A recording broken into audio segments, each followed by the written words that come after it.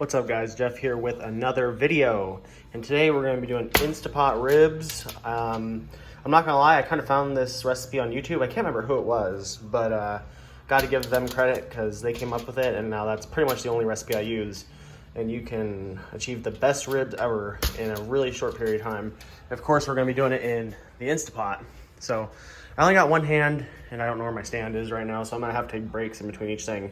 So what I'm going to do is I'm going to get the casing off this, and then you have to slide a knife in between each bone and peel that membrane away. Probably help if you get some paper towels. I'll show you what that looks like when we get to that stage, once I get this all, get the wrapper off and everything.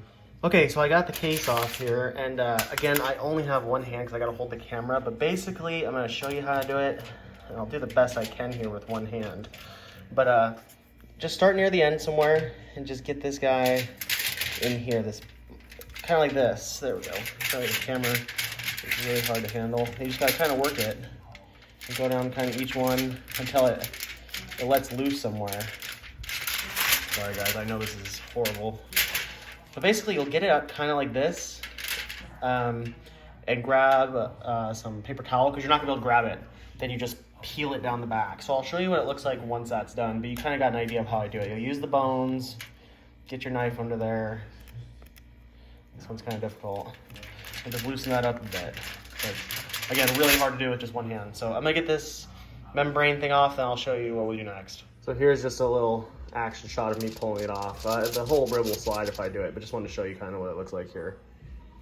Okay, so I got these guys cut in half and the membrane off. That's all you have to do for this part with the ribs. The rest is pretty much over here. So what I'm gonna do, I got a big measuring cup here. I'm gonna add 4 cups of apple juice.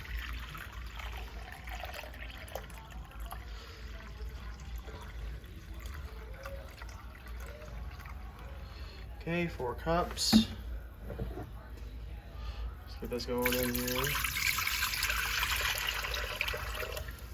And then I forgot to get my apple cider vinegar out. Let me go grab that real quick. All right, now I don't really have a measurement for this, but all I can say is kind of go easy on it, because if you put too much of this stuff in there, it kind of stinks up the house. It doesn't really affect the ribs too much in my opinion, but I would say the less the better. I only pour like just a little bit in, like maybe like that. That's what the recipe called for, and if it makes a difference or not, I don't know. But since it did, I've always done it, and they turn out great. So now what we're gonna do is we're gonna hit saute and let this kind of steam a little bit. Once it starts steaming, we'll put the ribs in and we'll go to the next step.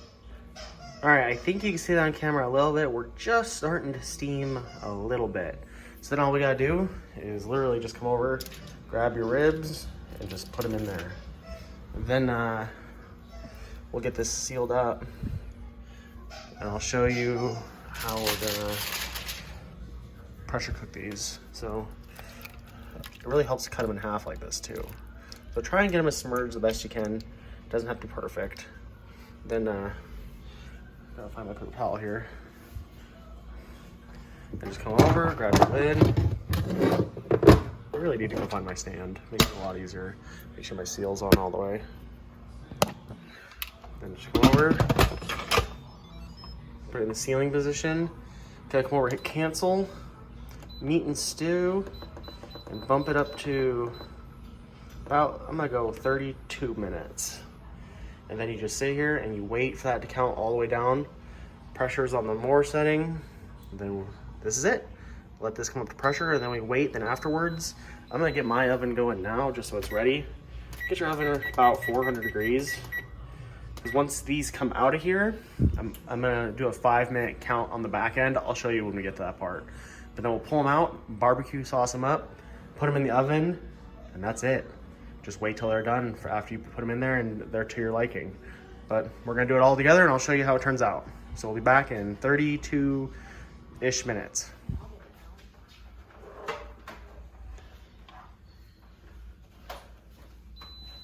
Okay, so we hit 0 minutes, and now we're gonna let it do its countdown for another 5 minutes. Then we'll get them out and sauce them up and throw them in the oven.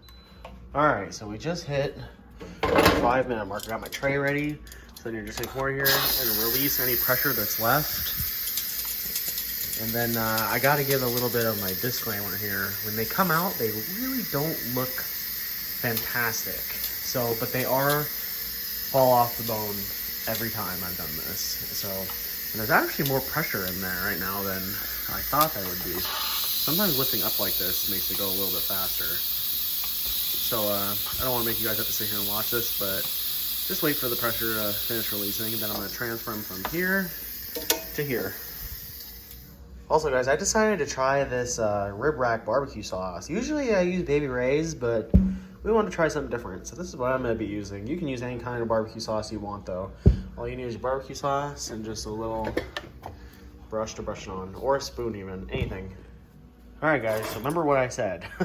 When they first come out, they don't look visually appealing. But I promise you, you can see they're pulled away from the bone back there. And these are going to turn out amazing. So just kind of shake it off a little bit. Bring it over here. Grab the other one here. And you can see the bone will fall off if I were to grab it. I like to sauce the bottom side first. So I'm kind of working with one hand like I've said 100 times. So I'm going to sauce them up and I'll show you what they look like before I toss them in the oven. Alright, so all I did was pour some of this on and spread it out. My advice here is don't be stingy with the barbecue sauce. Put a lot on there. You got it for this. But also don't forget the bones and stuff. Like, get it on there. And the more there is kind of like puddled up like this, I guess you could say, not like bad, but like this, the better it's going to turn out. So I'm going to toss this in the oven now for about 10 minutes. But this is where you can really see it starting to come together. It looks pretty good now. So in the oven, 10 minutes, then we'll be done. Alright guys, 10 minutes have gone by and this is what we're sitting with. Looks amazing. So I'm gonna get ready to dive in and take a taste of this because it looks really good. Didn't take very long to cook either. Alright, one sec. Alright guys, this recipe is too easy. And it really is fall off bone. It's amazing. And a little piece of advice, save some of that barbecue sauce, because put some on your plate and dip it, but I'm just gonna go with this bite. I think I prefer that sauce over Baby Ray's.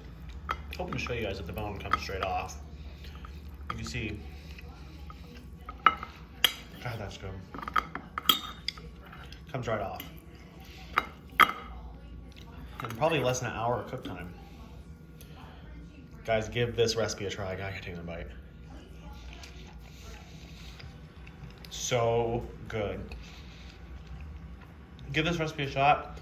Let me know how it turns out. Please comment, like, and subscribe. And I'll see you guys in the next video.